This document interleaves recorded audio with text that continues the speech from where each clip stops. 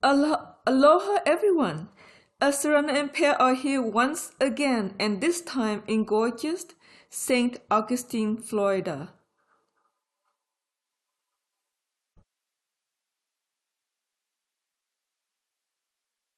Aloha to all. We are delighted that you can join us this awesome spring morning, wherever you are.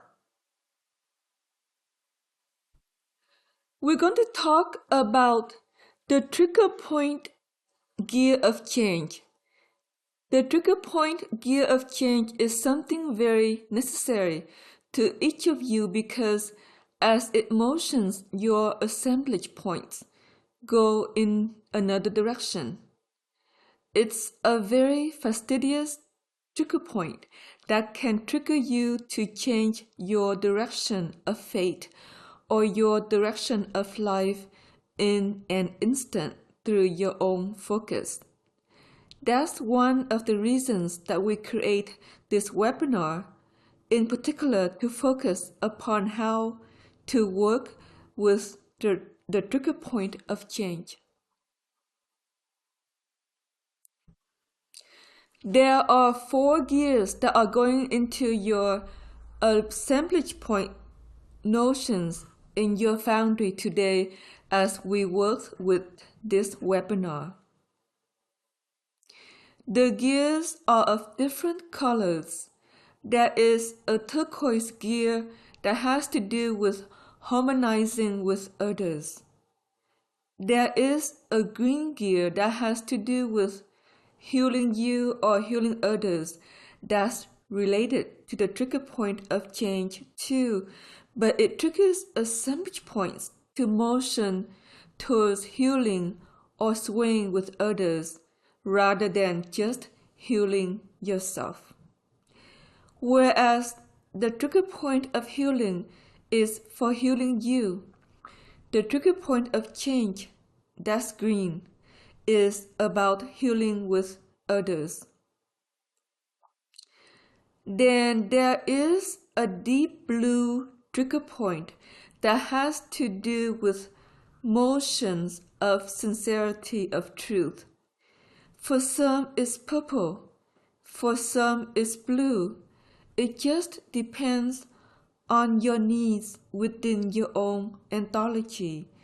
And then there's a trigger point of peach, which is about motioning change or changing directions within you. Each of these trigger points are equally important to understand so you know which one to motion through focus when you need it. So we'll give you some life play circumstances that give you an understanding of how to work with these. Let's say you have a very disharmonious encounter with a boss,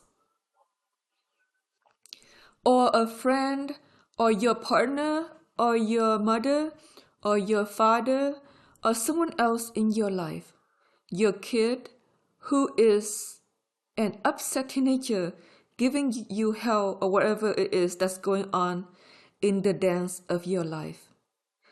And so you're here and there with it, and suddenly you realize I have to harmonize in order to foster a change of direction in this experience with this person. Therefore, you trigger the trigger point of change, that's turquoise, and it motions you in another direction in your mind so that you can suddenly understand the problem with the person that you may be overly charged about, something that's weird in their life. You could kind of gear your conversation to be something that helps them calm down, helps them understand something about what's happening in their life, helps them change directions too. That's the gift of the trigger point of change of harmony, and it helps you understand what helps others harmonize or yourself too. Because if you're upset by the encounter, you need to change what you're looking at in them or in you to find peace in you. So the trigger point of change of harmony is to allow you to find a position in your own reality that says, oh, I understand that. I can understand they're upset. I can understand my position of wanting to forgive, to find peace again.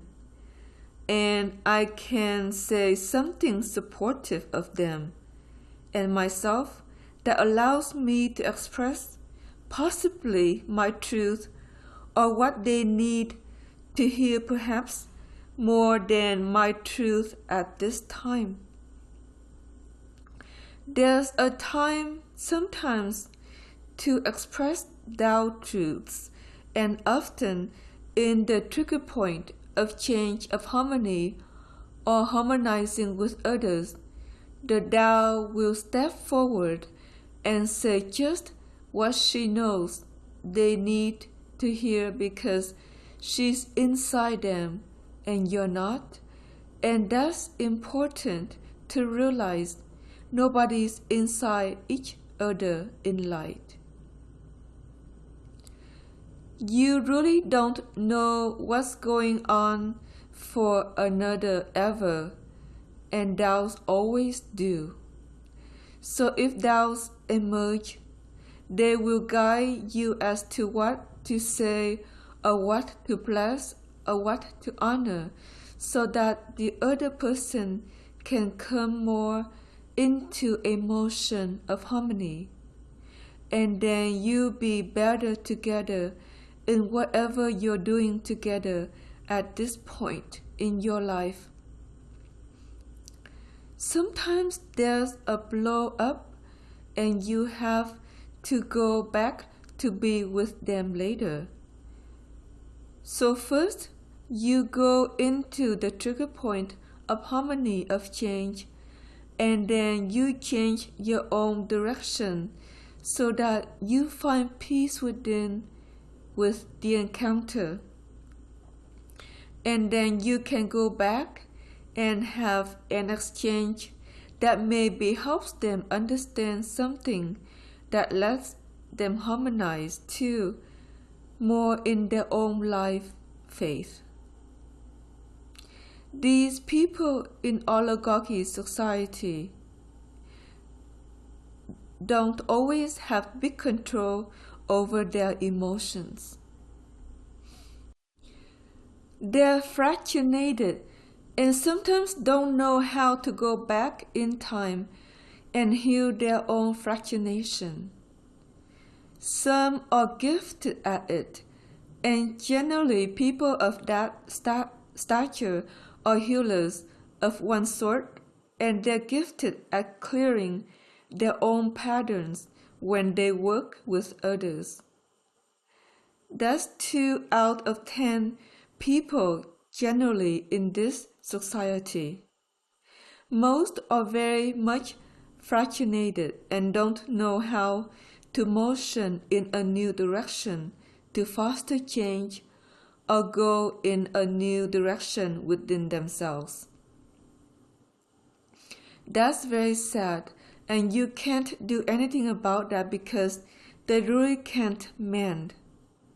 So when they hit something, they blow up or they have a negative reaction. They have a wound inside so deep, going back to childhood or going back to birth, and they can't get out of it because that fractionation never heals. Perhaps that's a point for you to kind of understand as you work with people that are challenging in some way. The more challenging they are, the more fractured they probably are in childhood, and they don't know how to mend it. Maybe you trigger it as a female or male by something else that you are that they need, like kind and loving and caring, and they don't know where to go with it all the time if they get triggered by an emotion of the past. And so they go into their charge and they can't change it. But you can calm them down by speaking the right thing to them that lets the charge release from the past so they can be in the now and then relate to you differently. That's how the trigger point of harmony works. Then there's a trigger point of healing. Sometimes you go straight from the trigger point of harmony into the trigger point of change of healing so that you can sway with the individual that reacted perhaps later or later in the day and let them feel a point of healing with you as you say to them, "It really is okay. I understand your reaction.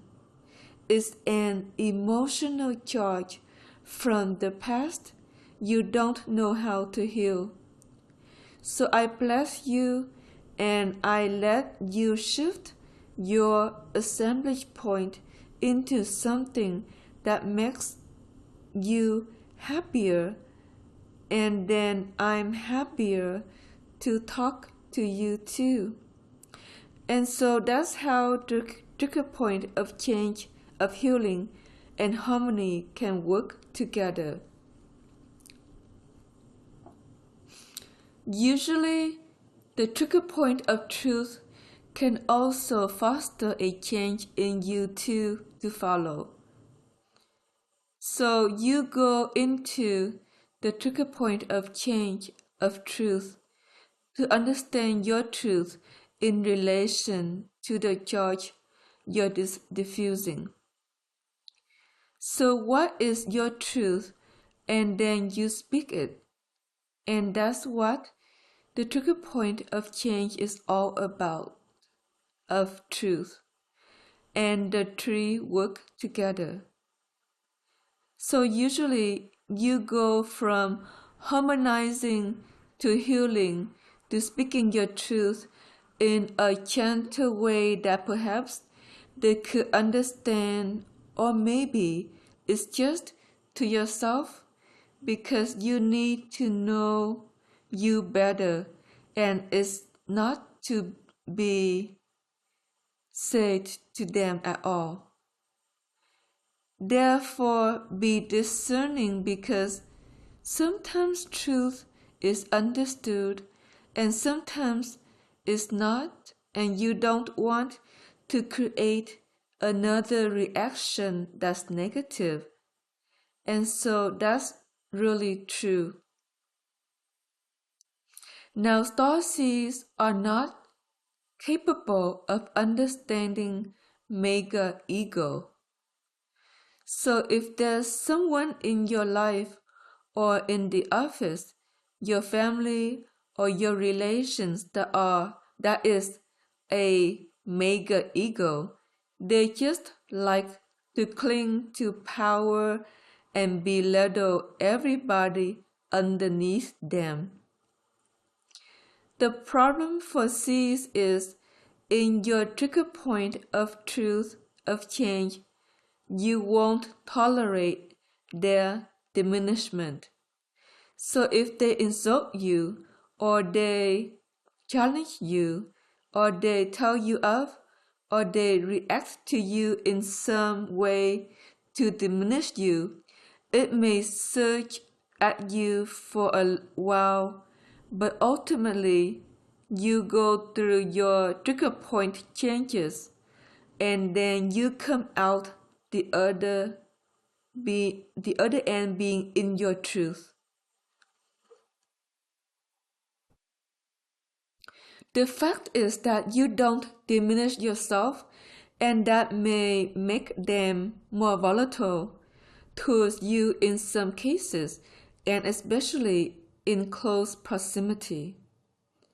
So if you have a lover that likes to do this, then that's very difficult because they'll want to challenge you and put you down and put you down and put you down until you can't stand it anymore and you go out of the union. If it's parents, you just learn to run away early and don't spend time with them as a teenager after you're out of the house because your mother or father is always charged to diminish you or injure your emotions because she needs to be on top or he needs to be on top. That can be a very challenging childhood, and many Cs do have that experience, and that's very sad. The other thing that can happen is as you stand in your truth, if you say the wrong thing, then they get even more more challenging to make you diminish, to say something even nastier, to make you withdraw or pull back or do something else. So the best thing to do is not challenge their position, but being a harmonizing, healing motion with somebody that's a mega ego and leave them alone. If they're family, you probably won't see them very much. If they're in your life as a friend, you probably let them go. If they're at work, you probably just stay out of their way and not go near them and try to find others that are more supportive to work with in the company that you're bonded to. Now, we're going to speak something about bonds because in the oligarchy society, they like to bond to everybody. They bond generally through the chest or the sacrum area, sometimes the uterus, and sometimes the prostate too. When they bond, there's a direct motion of a cord of attachment sent your way, and then they say, aha, we're together, and I care for you some, or I hate you some, or whatever the issue is, and I'm going to own you for life. Because that's how these bonds work amongst them. And you're not a part of this society, and you shouldn't bond that way ever. And so there's a need to release these bonds at every octave you transfuse up into. This is where the trigger point of change, which is the peach-colored ray gear, comes into effect. So if you sense a bond, you may have pain in the sacrum or pain in the chest, in which case you have to reverse your molecular system in the opposite direction to discharge the bond. So this is how you debond in light, and it's called transgression. You motion to the right with your molecules as you transfuse, and then you motion to the left, and as you do that, you unstick or unbind the cords of attachment that may motion that that have motioned into you due to the bondage of slavery that occurs within the oligarchy society at large. Anyone near you tries to bond with you. If you tend to put bonds in the sacrum, then that's your nature. If you put it in the uterus or the prostate, that's your nature. If you put it in the chest, that's your nature, and that's where you will feel the pain. Usually, seeds have only one place they store bonds. But in the motion of reversing your molecules as you transfuse, you release the bond in each group of octaves you come up against in time and space and form to release yourself from the imprisonment to other people. It can happen even between seeds and partnership. So it's important to reverse and reverse and reverse as you need to whenever you need to let go of your circumstance so that you don't have ill health in that region. The bonds to the heart can lead to heart attacks. The bonds in the sacrum can lead to many problems because the nerves are so many that fire to different organs in the abdomen. So if it's in the wrong place, it can lead to liver inflammation or kidney problems or spleen problems or reproductive problems or even problems in the intestines. If you're good with your health and your diet, you fast and you choose and you eat a lot of salads and you help yourself rise in health so that the bonds of attachment release easier. If you do colonics and the intestine every year to a year and a half, that's probably good to cleanse that region of decay. And if you don't do that, you can go on some other kind of colon cleanse because bonds of attachment can also form in the intestines because of the decay of food, and that releases as the colon renews. It renews if you do colonics, or it renews if you have a 1 month liquid diet of many smoothies, juices, soups, and then it has a chance to revive. Then you go up a little higher in your transfusion and you release the bonds of attachment in the abdomen, and that's important to do at least once a year. Here's something else we can tell you about all of this as you are biochemical and bonds of attachment create another substance that shows up in the blood. It's a form of urine or urinalysis that doesn't break down very easily, and we don't know exactly why this occurs. But smoothies and fasting and lots of raw vegetables break that down as well as motioning your light and reversing to release the bonds of attachment. So sometimes in transfusion, people experience their kidney failure and you feel like a camel and you just don't release fluid. There are ways to aerate the blood and release the urinalysis and all of that in certain rays of light, and your Tao applies that when needed. But the best solution is to keep up with the smoothies and juices daily as part of your diet. And then that will tend to cause anything that creates stuck systems in the kidneys to flow again. And so the trigger point of change also may foster you to change your diet, because suddenly you feel as you reverse your molecules, you need something else. You feel you need more protein, or you feel you need something else, and you go do that.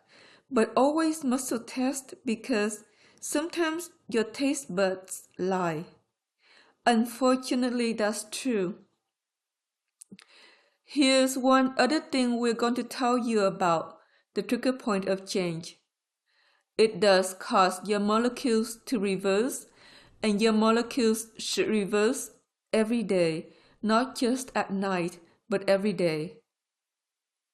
So when you wake up in the morning and you get out of bed or to shower, and you go about your day, or you make your coffee or tea or whatever you're drinking, make sure to reverse your molecules and you feel better, because the attachment you were working on at night release. And at the end of your day, when you go swim or use a sauna or jacuzzi, where you have a hot bath, or you just have a shower, reverse your molecules again, and you will release the attachments that have gone on to the exchanges of the day that you've just had. And that way you stay on top of releasing your bonds so that you never really get ill. That's what this trigger point is really all about, is saving you from illness, because you reverse and inverse and reverse and inverse your molecular motion enough to stay well. Some people don't do this every day in your natural state, not knowing about it, and that's why we point it out as a force of focus, because you really will feel better if you reverse. Now, sometimes bonds get sticky in certain regions, okay?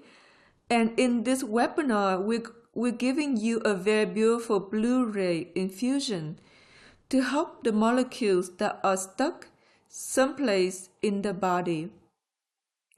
You may muscle test where that is. If you form pain, then that may be a place that you have a lot of stuck molecules too. Therefore, you can apply the Blu-ray in your mind to where you have pain until you get the molecules to inverse, and then see if that helps you in a given time period where you feel a little achy here and there. That's not unusual in light, but understand that it is bonds of attachment to others, and that you need to let them go as you go up in the octaves that you're transfusing in. The other thing we can tell you is that bonds of attachment form through time. So these people may or may not even be in your life anymore. They might be old dynamics of former partners, or old dynamics of former teachers, or former people that you worked with, and you don't realize you still harbor connection to them through time. You can't help it because it forms in octaves above you've never been in. So you get up into it and you reverse your molecules this direction and then that, and then suddenly it releases and goes back in time to wherever you knew them, maybe in your youth, or your teenage years, or your young adult years, or wherever it was. That's just the nature of this society. It's like they bond on all levels, which is weird because you know each other at a certain octave, and yet they bond to you way up here where you're now transfusing, and that unfortunately is a big problem for them in their own health. Most of the aging and sick diseases of people over age 50, 60, and into their 70s is a result of molecules that don't motion anymore because they're so bonded to everybody they knew and they don't do well. Now, if they're a sports enthusiast and they continue to ride their bike or swim or run or walk or whatever it is they like to hike, they do better because in the action of the body it gets the molecules to spin again. Not all people reverse at all. They don't know how to spin the molecules in any but one direction. And that's very sad, and those are usually destined to die relatively early in their life because the bonds are so great it forms cancer or something else in the system of the body that they can never overcome. Fasting and doing the juices also causes molecules to spin more smoothly, and is why we recommend so much fluids as a part of your diet.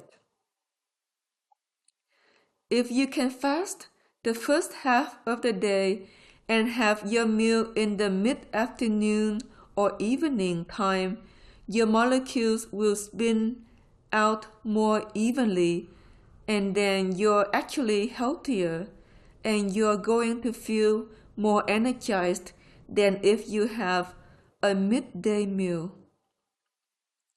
That's kind of odd because everybody likes to sit down to lunch, but you may notice that if you have a smoothie instead, you actually do better the rest of your day. So try that and see and be creative with it because there's so many smoothie bars out there these days.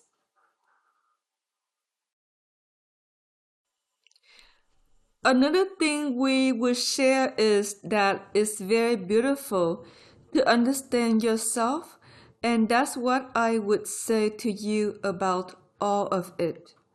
You have to understand you, to understand everything, and that's a part of the trigger point of change. That the whole dynamic is, what do I need to do or change in me to be smoother in my life?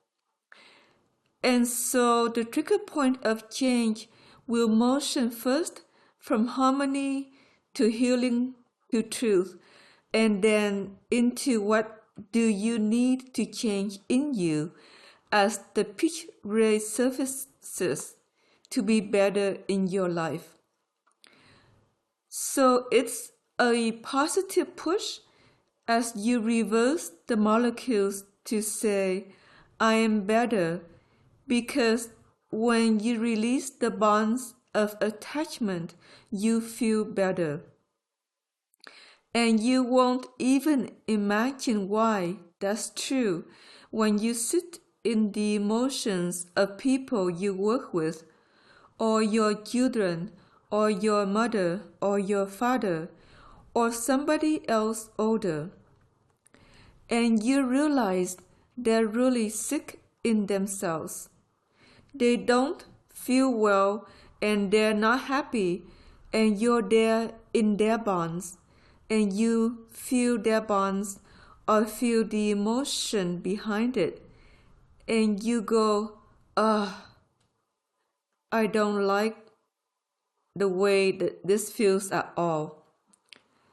So you flip your molecules in the other direction and it releases the bonds, and suddenly you feel better or you feel well within.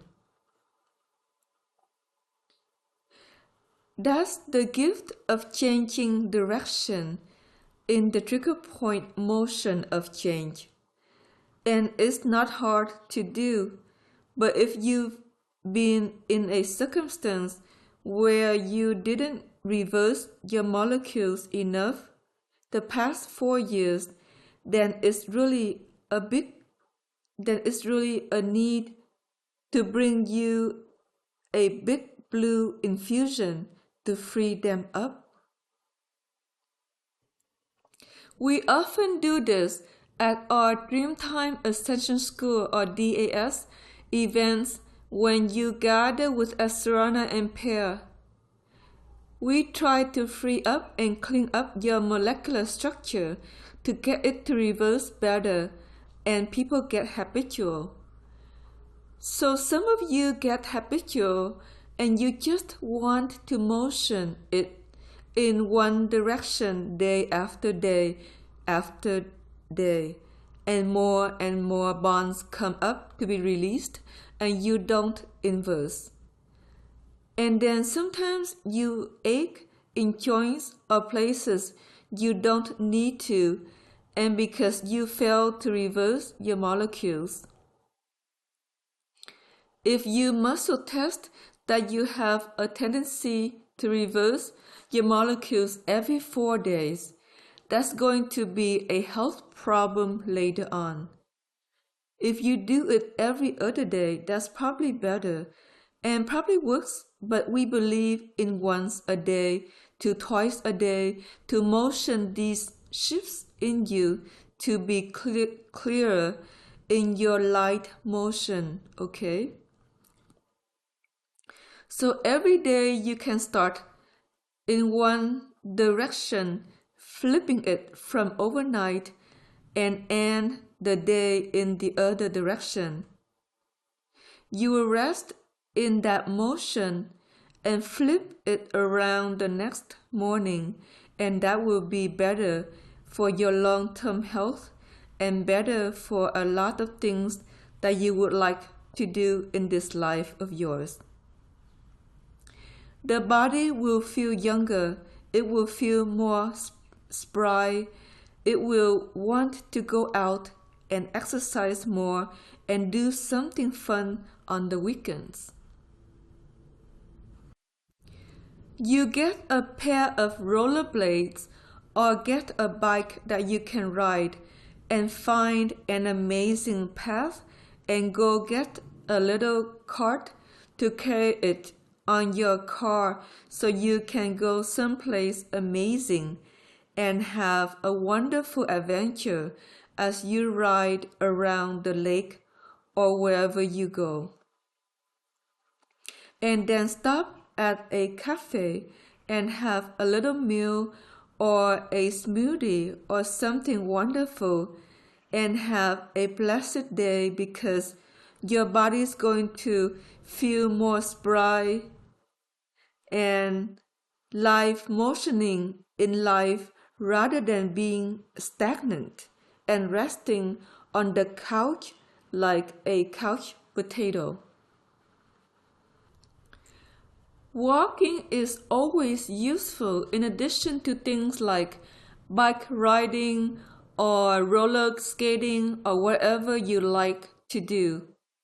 Skiing cross country may be nice downhill, could be dangerous if you fall on your hip. So for those of you that like to ski downhill, if you're really gracious and stay with the simple runs, perhaps it's okay, but make sure not to injure your hips because the hips have major nerves to the spine and that can cause major shorts to the mind. So be careful of things like that or anything that might potentially cause an injury. And as you ride your bike, stay on the bike path and not on the streets. If you can, just to be safe for you and your Tao, and tell that love this beautiful body of yours into its renewal and revival with all of these assemblage points and trigger points for you to motion and notion within. Now we have many other things to say today about trigger points in general. One of which is that a trigger point is a trigger in you, meaning you're triggered to stand in the objective of healing or change. And the next two will be major trigger points. And then there's minor ones that are subtle to the difference in your belief systems or notions from another. Subtle trigger points are very gentle glides of, oh, I need to stand in another direction. They don't move the molecules to reverse like the trigger point of change.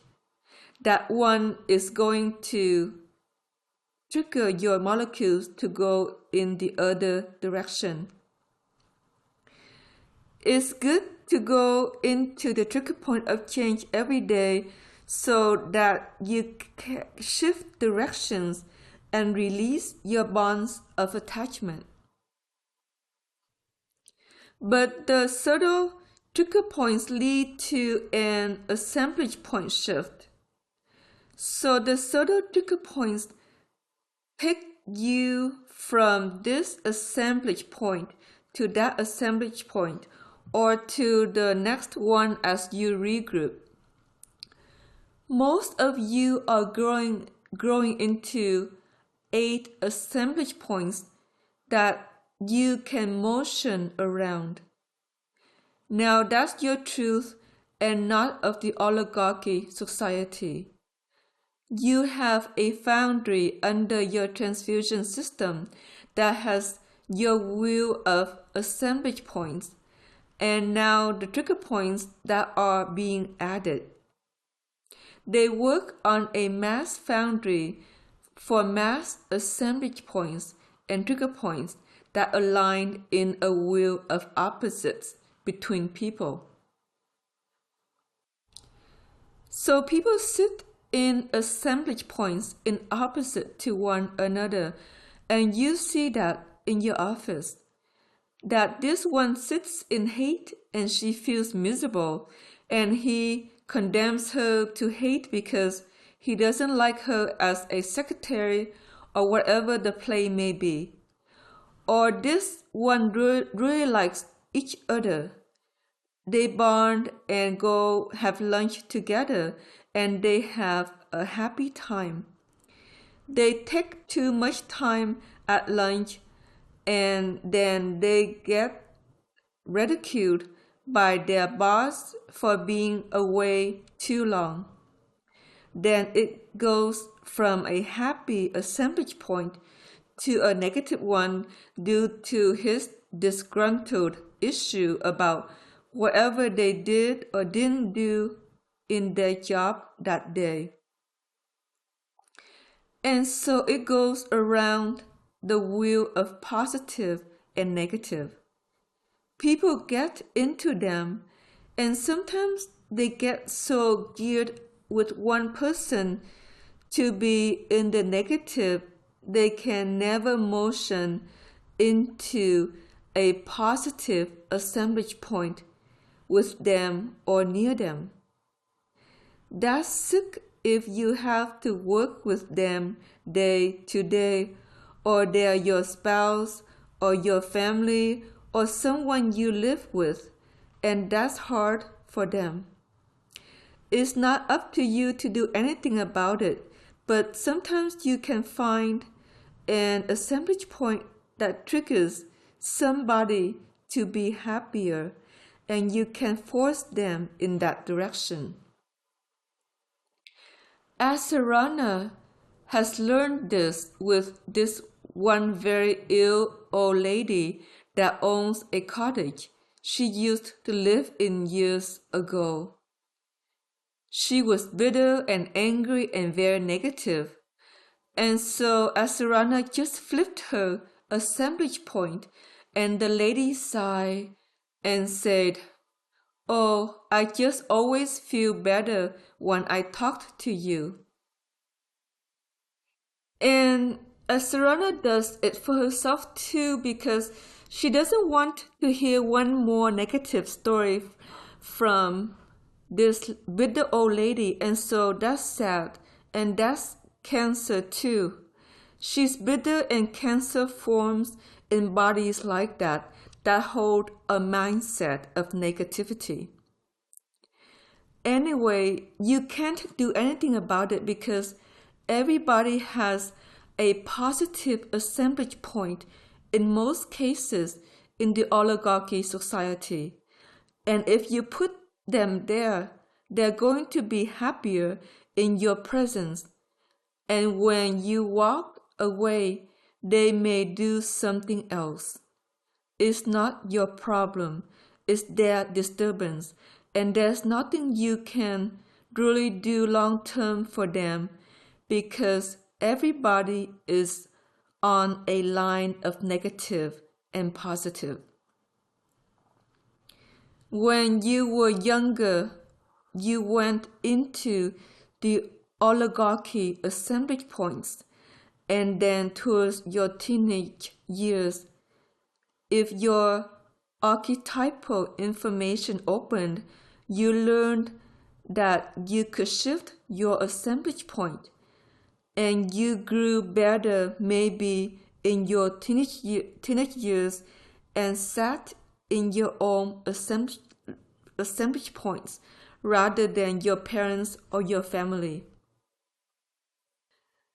Then you no longer aligned in the negatives of the family, and you probably felt better about who you were becoming as you mature into your young adult years, and you may fly the coop by that point because you're not going to be near the negativity of one parent or sibling or whoever it is that they're in. And they can't change it. They really can't. And so you have to forgive them completely because they don't know how to be in assemblage point like yours. Society would be so much different if it was a sea society of beautiful assemblage points to be in sway and care with each other, and all these things you could go around and around within. And unfortunately, that's just not what you could ever be near in this world of oligarchy systems. In a sense, they're melted archetypal wisdoms that bond and then create one giant foundry, and most foundries are about 9 blocks wide. So every 9 blocks, there's a new foundry for people to motion in assemblage points. If they work far away from where they live, the assemblage points that work may be very different than at home. So at home that can be very negative, and at work that can be very positive, or vice versa. And they aligned in different ways in different directions, even as they go out to restaurants or shops. People tend to habituate at restaurants with a foundry that puts everybody in a positive place. As Serrana found such a joint the food's okay. It's pretty nice, but the place is packed all the time, and she didn't understand exactly what was going on until we showed her how they put everybody in the positive assemblage point. They eat and feel better and go home, and so they eat there a lot because they feel good. That kind of assemblage point at a restaurant is very rare, might be 1 out of 900, which is kind of weird, but that's really the truth. If you own a restaurant, you might be able to procure something like that and put it in the foundation of your creation and make everybody happy. And that's probably better for you too. But it's unusual to find that kind of habitat because most everything is polarized, positive and negative, most everywhere you go. There are occasional communities that are completely positive. Pear and Asarana found one in Princeville on Kauai, and that was an amazing place to be because everybody was happy there. Unfortunately and fortunately, there weren't that many tourists most of the year, so most of the houses in town stood empty with this ridiculous notion of not sharing your residences with people that don't have one or something like that. Have an investment and hope that it carries you through retirement or all these things that people think about in a society of greed. It's sad because in the social system that's now dominating the planet, they're starting to mulch second and third and fourth homes that people have. So if you have one home and you're not living in it, you're renting someplace else, that's okay.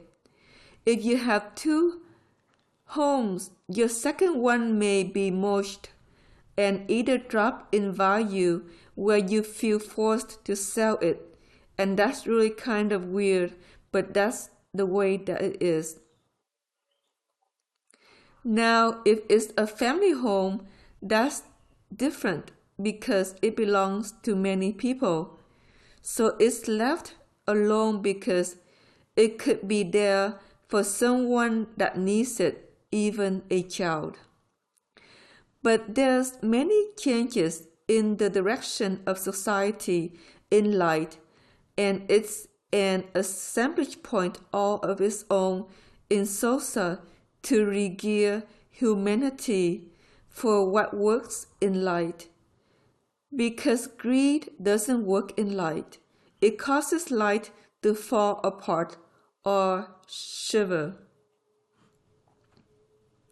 Therefore, the wealthiest may fade in ill health because they just can't hold on to anything in light ahead.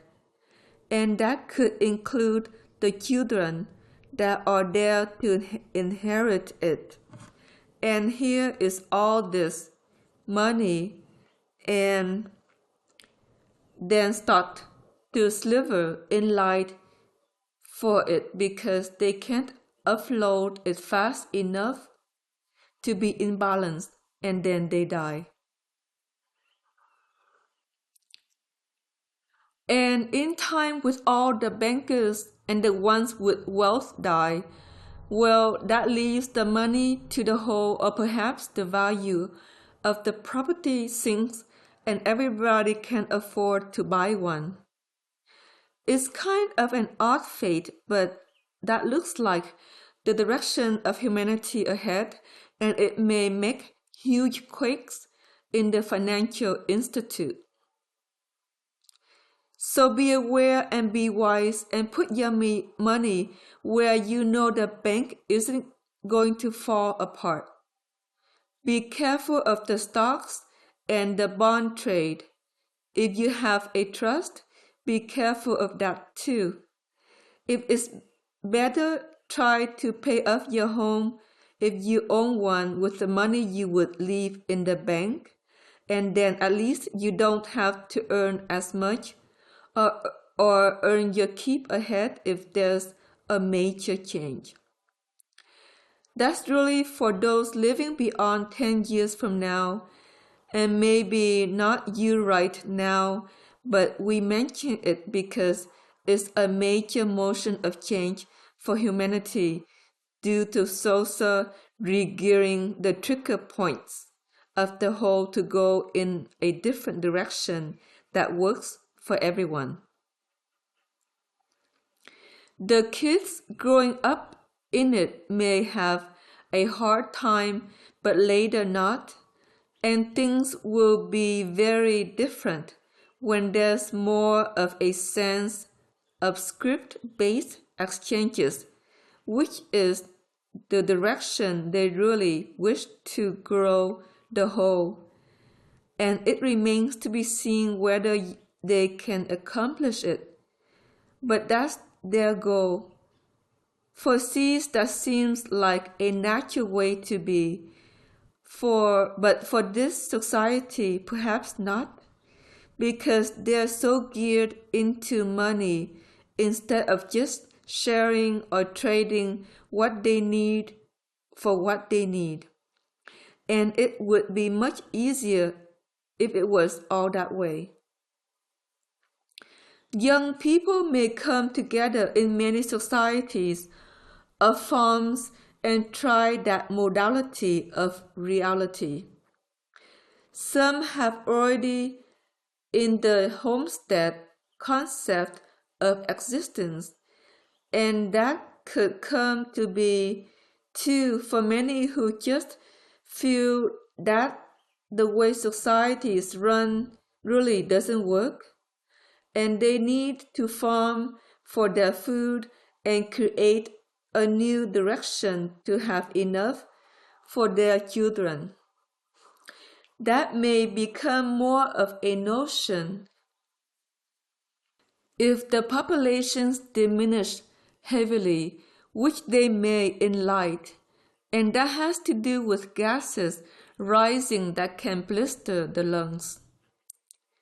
If the lungs get blistered, then people start to die off in large numbers, and that's sad, but often that happens in planets that star seeds live in. Suddenly gas arises, and everybody is forced to cross all 100,000, however many are alive, because they can't stand the gas arising from the core as another light change occurs in their galaxy. That happens more than you might believe, and there's a knowing inside yourself that when the systems of the planet don't support you well, that it may be time to go, and that's what generally happens. The society starts to cease to procreate and then choose, if their lungs are not well, to fast and leave because they need to. That can happen even here because we're not sure about the gases that the big gates will release, and if they start to injure lungs, then you start to wheeze and then have a hard time breathing. So be aware of that, and if it does, then you can choose to fast and go because the planet is not supporting your health any longer. Doctors will be concerned, but there may be very little they can do because the gases are an inherent quality of the land. We don't know about it, but we speak to it as another pivot point of change for you, because if the health is non-sustainable, the major pivot point, and this is getting into pivot points that parallel, and we're not going to mention many pivot points, but pivot points redirect your life map. So if you have a major life change where you're going to have a new partnership, a new region to live, a new job, and a big change of some kind, and a pivot point of change comes into motion to carry you up in that next direction. Pivot points are even bigger than trigger points in how they motion change, but there's also a trigger point for exodus or homecoming. And we are going to talk about that some. There's a pivot point of exodus or homecoming that says it's time to let go of the life because the life isn't aligning in its health the way that you would like it to. That's the primary reasoning to withdraw. Would be a health condition of some sort, and you can't defeat in light or through dietary changes or all the things that you tried so hard as a young transfusionist of light regardless of your age. As long as you're healthy, you keep going and you find a project that you would really like to work on that you feel positive of, and you go forward. That's what life is all about, and the trigger point of change fosters that in another way, as does the pivot point of change. And so we explain that to you.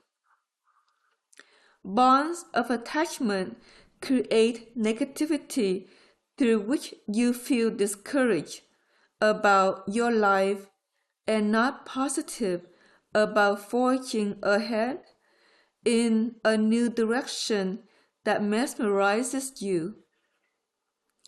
So as you reverse in the trigger point of change, your molecules in each group of octaves, you climb up.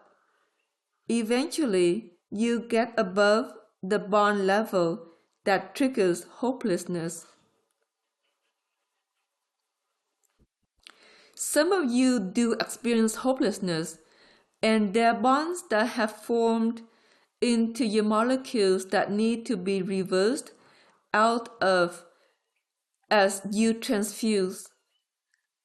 And then the hopelessness of others that are negative and their polarity of habitat of fate will finally lift, and then you feel better. Once the hope returns, then the trigger point of change motions you into passion. And in the passion, you find something you feel passionate about, and you charge up in a new direction, and that's beautiful. That's the way it should work, but sometimes there's lots of bonds and they come and go. And you come into your passion and then you lose it for a day and you go, yesterday I felt great and I'm charging ahead doing this thing that I believe in so much, and suddenly I feel blue and like staying in bed.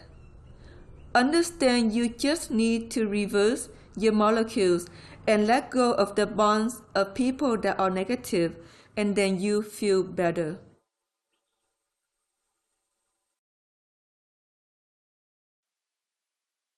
Now that's the trigger point of change in action.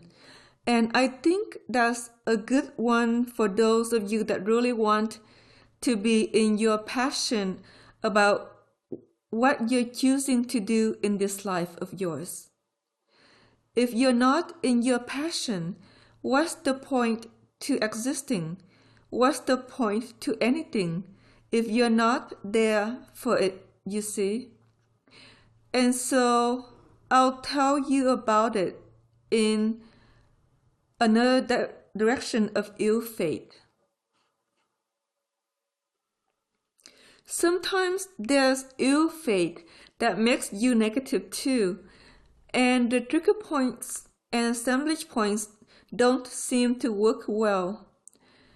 At this point, many of you were reversing your whole life karma and completing upon it and absorbing it so that you can motion into another habitat of fate that's more positive.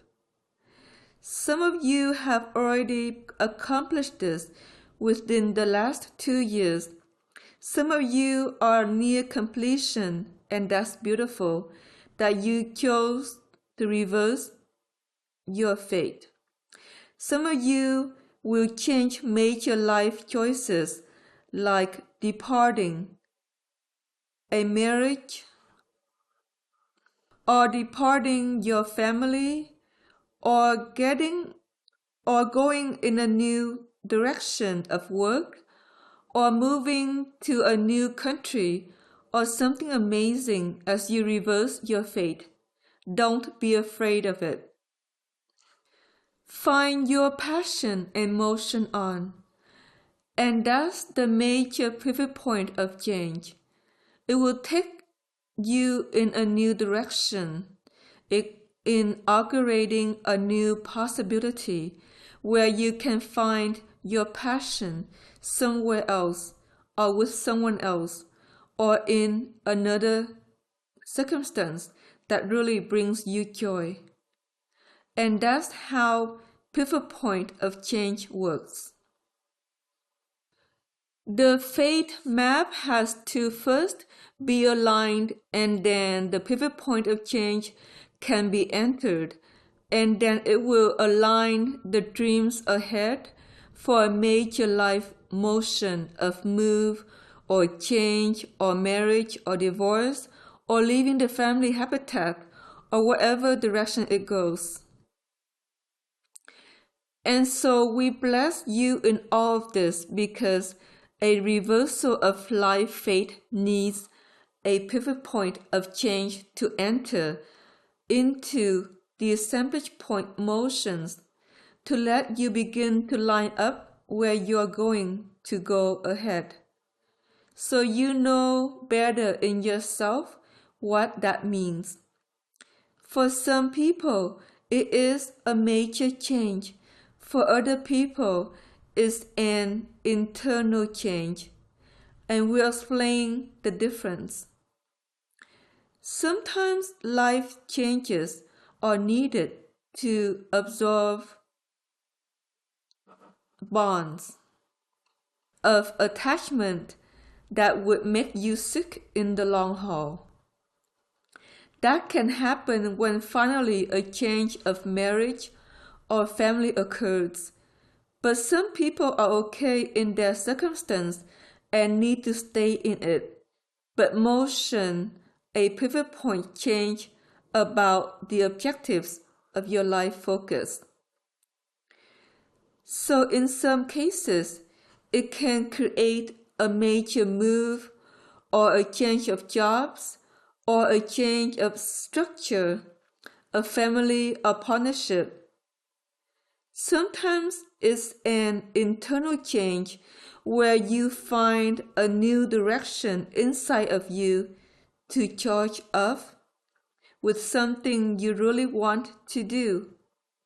That's how the pivot point of change can work in some cases where the fate of you doesn't reverse for moving away from partners or family or children or something else that's really right-minded in your life to stay near, and so it is. If that happens and you stay with your family and you stay with your children, The children that are a problem for you will move off and marry someone and move somewhere else, leaving you the ones that care to sway with in the home of your heart. That's how the pivot point of fate and change can work. If the change is not meant for your life, that may enforce a change for another life to move off in another direction so that life continues to work for you. It can happen in all directions and it's very personal between your Tao and your Tao. Right now we have an opening to the archetypal Taos that have shown up in the heart space of you, in the heart space of each of you, and that's a beautiful gift of a very sacred change of a group of whales that gifted this to you as star seeds from another time and space in Atlantis. This showed up first for Asarana when her Tao emerged, and then he triggered with the whales all your Taos to emerge from your heart space. And this is in preparation for the trigger point of homecoming to marry you to your Tao, so he's there for you through the end of the life, carrying you forward and everything that you're here to do. That's beautiful for him to do and for each to do in this time period of many things that are going on the planet that Sosa is trying to resolve but may or may not work in the decades ahead. For the whole, there's a point maybe within your fate where you just simply say it's time to withdraw because things are going on in civilization that I don't feel is right for me to remain within. And that can happen too if a war starts up suddenly. That's nuclear, and we're hoping that that doesn't occur, but if it does, it's time to go home.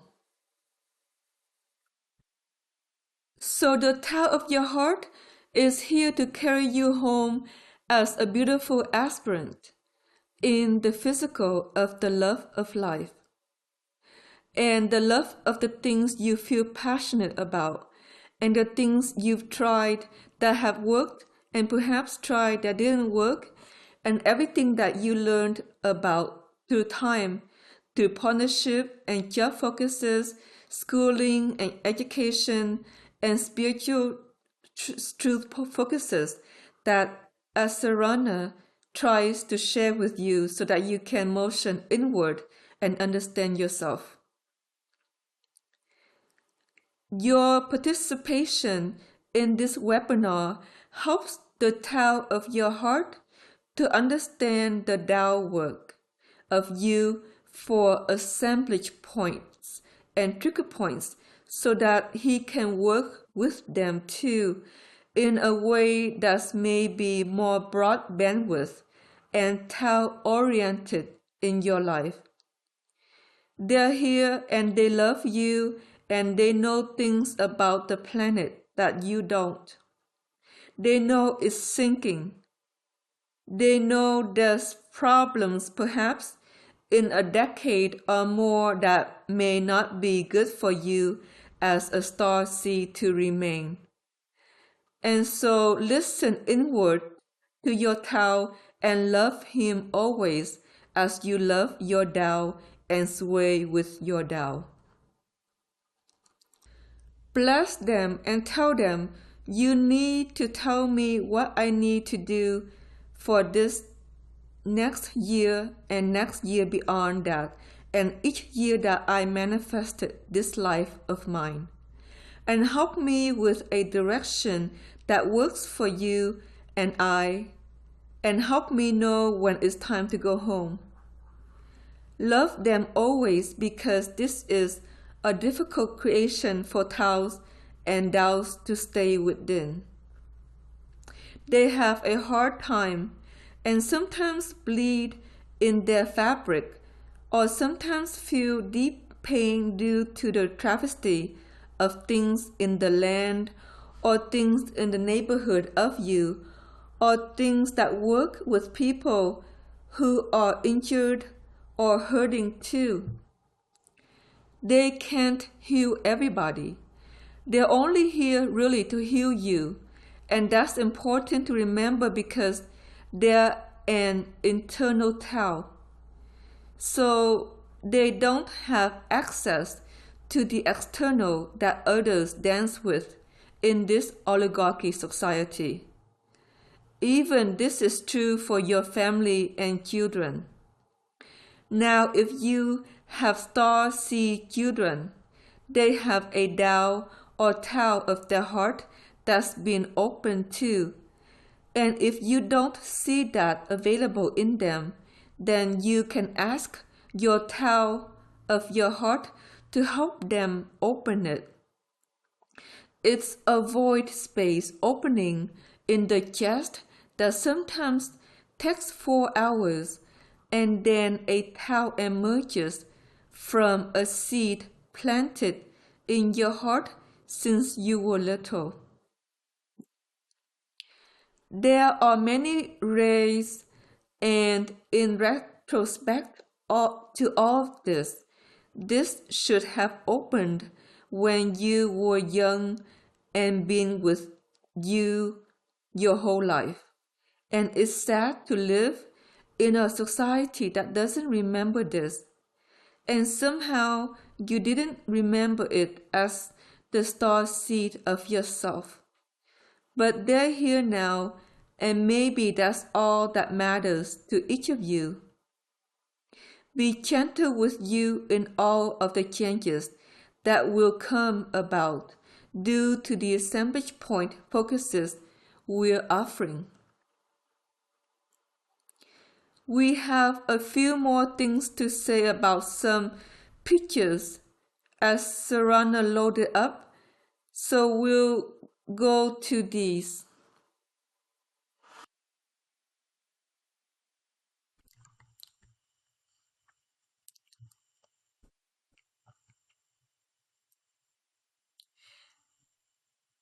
This one is a canyon in Australia that was there at the base of a major place of archetypal assemblage point and trigger point knowledge. It was left by an indigenous group in the Blue Mountain region that lived there for about 200 years. We really don't know how they got there because there's no archive about it, but they left the blueprint of their assemblage points. It was a very peaceful society that lived in the canyon.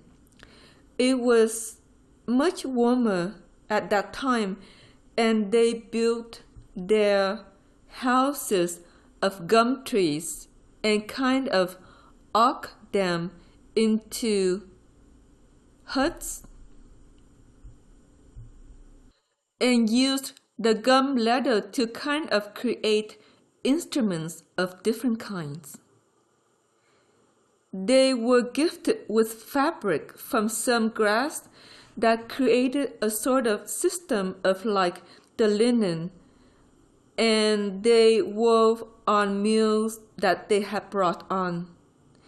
Must have brought with starcraft because we wouldn't know where they would get them. It may have been as the mules were really dying out that they decided to depart because there wasn't a major catastrophe going on at that time. But they chose not to procreate anymore, and they chose to allow each to live as long as they wanted. In the end, there were 3 left who fasted together to the end. They were in their 30s and they waited till their 40s, but it was kind of lonely with all of the others gone. They knew they had lots of huts and perhaps clothes or things that they needed that were shared and that worked for them for a time, and they thought, oh ho, we'll be free, and then in the end they missed their clan, and so they fasted and went home. But they left a beautiful system of assemblage points. As Serena and Pear came to this canyon in the Blue Mountains to find that due to a big change coming with a very close friend of theirs, an affiliate of DAS, Faith, where she's going to pass, we've shared of her borrowed letters. In chapter 14, Letters from Ancestor Faith, in Ascension Insights, volume 7. It was beautiful to be here in that canyon and remember something else that they said to her, which is, there's always a time to do and there's always a time to go home. And be well with her. She needs to go home because she's sick, and you and Pear need to go on for a time until it's time for you both to go home. So that was their main message, and that was really beautiful.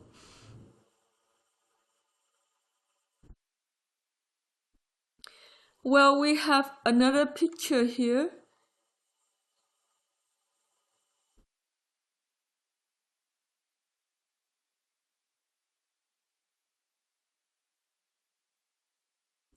This is Eel Valley on Maui, and it talked about reversals to Asarana because she was needing to reverse out of her relationship with her mother so she could go on to ascend and then transfuse and do other things.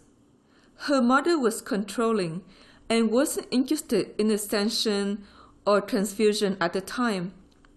Her mother didn't want Asarana to be free from her or to live her own life and do those things that are dear to her heart.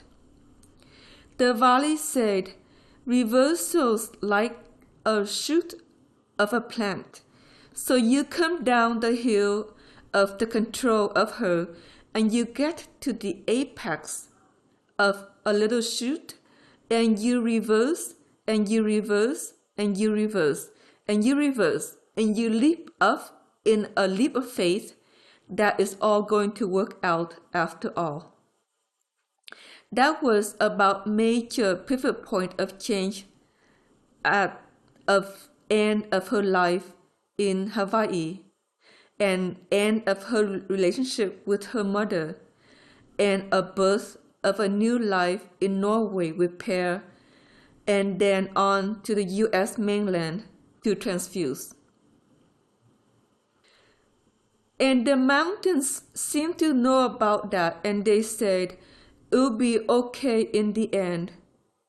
Sometimes it may be a rough journey internal to you, but not perhaps with a school as they'll all be seized, and that's better for you. As Sarana and her mother did reconcile several years later, and so it all worked out in the end. They seemed to know her whole future, and they gave her a synopsis of it. And Asarana didn't remember it until the day we produced this webinar. And then she went into it in the afternoon and realized she was really right on track all along. Sometimes you doubt yourself, and the mountain said to her, never doubt yourself. You are who you are, You go where you go, you do what you do, and you're here with Tao. They take you in each direction so you can understand yourself better. And one day, when you understand enough, you realize it's time to go. But in the meantime, you have a lot to do and say and speak and teach and webinars one day to produce. They knew about that and they thought it would line up one day, and it's actually a little early because we're starting the webinars a year early because of phosphorus infusion that shortens your lifespan some. So we're here to say little else. We're going back to our prose here.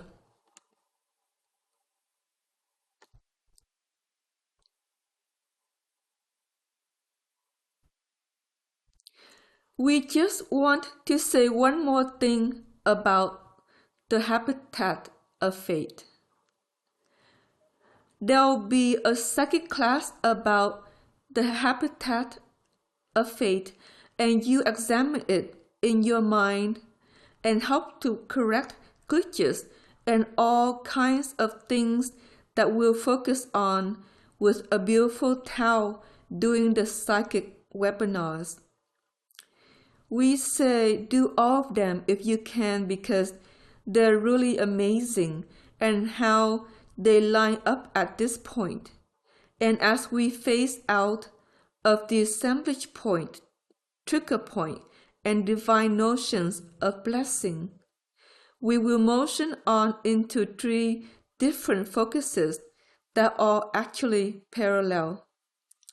We know that it may be a lot to listen to, and some will be longer and some will be shorter, but they're geared to help you in the years ahead.